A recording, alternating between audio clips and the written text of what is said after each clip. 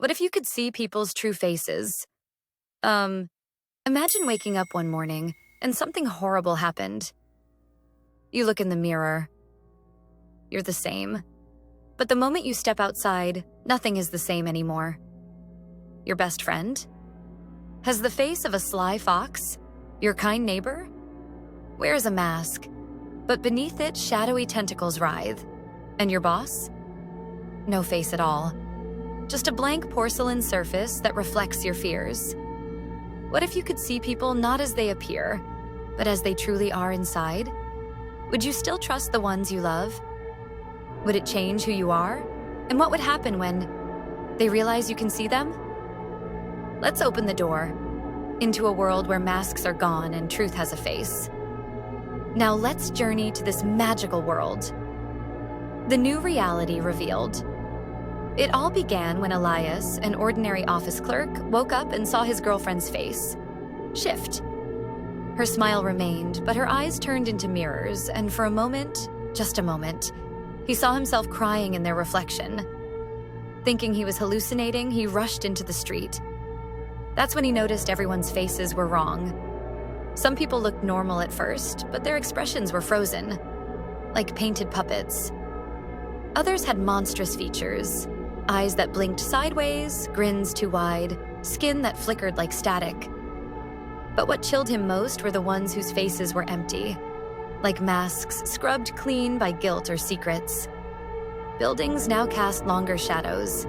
Mirrors refused to show his own face clearly, and whispers followed him everywhere, though no lips moved. Everyday life in the unseen world. Navigating the world became a nightmare. At work, Elias watched his manager give orders, with a grotesque snake-like grin that split ear to ear. The HR rep had golden angel wings, but her pupils were voids. Some coworkers glowed with soft light, warm and human. But they were rare, and always quiet. Ordering coffee was a gamble. The barista had cat ears and a lizard tongue, but she gave him a genuine smile. Still, Elias stopped eating out. He couldn't stomach the faces. Dating?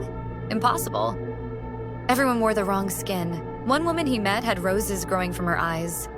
Beautiful, but she wept thorns when he lied. His mother called. He couldn't answer. He was too afraid to see her face. And then, people began noticing. They saw the way Elias looked at them, through them. Some started whispering, "He sees us." One day, a stranger approached him, their face shifting like smoke, and said, "You don't belong among the blind anymore." The turning point, the cost of seeing truth. The gift became a curse. Elias began to isolate, locked doors, covered mirrors. But the visions crept in, even with eyes closed. Then came the worst part. His own reflection began to change. His face melted in the mirror. Sometimes he saw a child crying, other times a beast with sharp teeth, and once, nothing at all. Was this how others saw him? In the silence of his apartment, Elias wrote, "We spend our lives learning how to hide, but no one teaches us how to look." Eventually, he stopped avoiding people. He began to greet the monsters, smile at the twisted faces, and listen to the ones who glowed.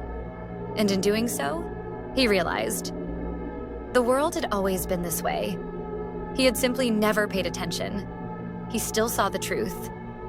But now, he chose to understand it, not run from it. In a world without masks, the hardest thing to face is yourself. What if you could see the real nature of everyone around you? Their fears, lies, kindness, rage, all written across their faces. Would you hide? Or would you finally learn to look? In the end, maybe the scariest monsters are not the ones outside, but the ones inside. Would you want this power? Or is ignorance a mercy? And the big question, ask yourself, what does your true face look like? Let us know in the comments.